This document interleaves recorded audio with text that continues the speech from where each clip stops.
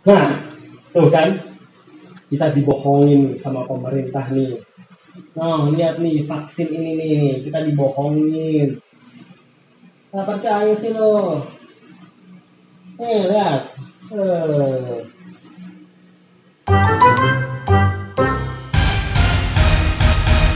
Teman-teman yang ada di rumah dan dimanapun berada, kenapa pandemik di negara kita sulit dihentikan laju penyebarannya? Karena salah satunya adalah informasi yang salah atau hoax tentang pandemik dan vaksinasi. Mereka merajalela cepat, masif, dan terencana melalui sosial media. Hoax ini pun dikonsumsi oleh teman terdekat, bahkan keluarga kita sendiri. Sadar tidak sadar, kita juga ikut menyebarkan, sehingga kita juga bertanggung jawab atas pandemik ini. Kalau bukan kita, lalu siapa lagi? 2 tahun terlewat sudah pandemi COVID-19 di tanah air ini berlangsung. Sejak diumumkan mulai menginfeksi 2 warga oleh Presiden Republik Indonesia di awal tahun 2019, hingga saat ini telah mencapai angka total 4.200.000 jiwa yang terinfeksi positif. Perjalanan perjuangan bangsa ini melawan COVID menorehkan perjalanan cukup pelik. Mulai dari naik turun lajunya sebaran virus corona itu sendiri, jatuh bangun pemerintah menahan laju sebaran COVID-19, informasi-informasi misleading dan hoax begitu deras di masyarakat, sehingga pandemi ini menjadi susah tertangani. Hoax merupakan informasi bohong atau bisa separuh tidak benar. Kemudian ditambahkan informasi lain yang bisa mengaburkan informasi aslinya.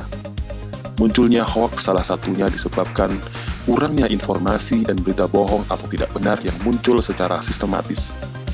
Negara kita telah masuk pada pembentukan herd immunity melalui vaksin COVID-19. Pemerintah menargetkan agar vaksinasi berjalan serentak menyeluruh ke pelosok tanah air. Namun tidak semudah membalikan tangan.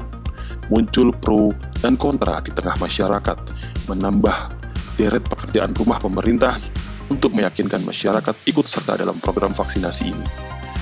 Melalui program pengabdian masyarakat berbasis produk di bawah Pusat Studi Sustainable Development Goals ITS, serta berafiliasi dengan Departemen Desain Komunikasi Visual, kami pengabdi bekerja sama dengan salah satu mitra yang bergerak dalam pemberantasan hoax di Indonesia.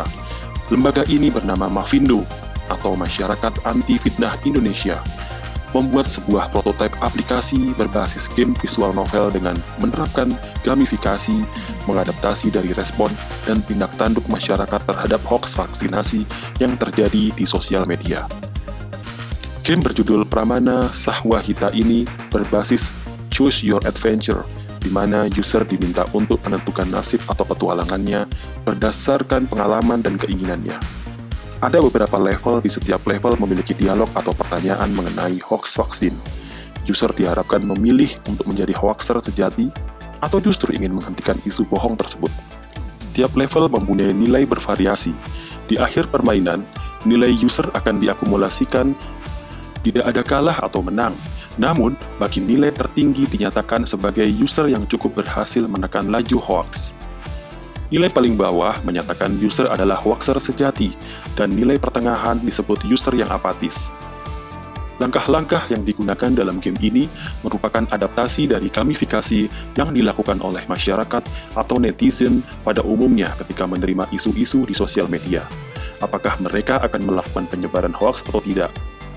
Aplikasi ini diharapkan membantu memberikan edukasi kepada masyarakat khususnya di lingkungan keluarga.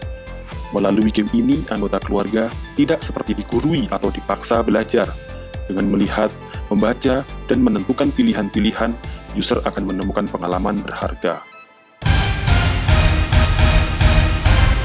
Tidak bisa dipungkiri bahwa permainan pada gawai tidak selalu memberikan dampak positif.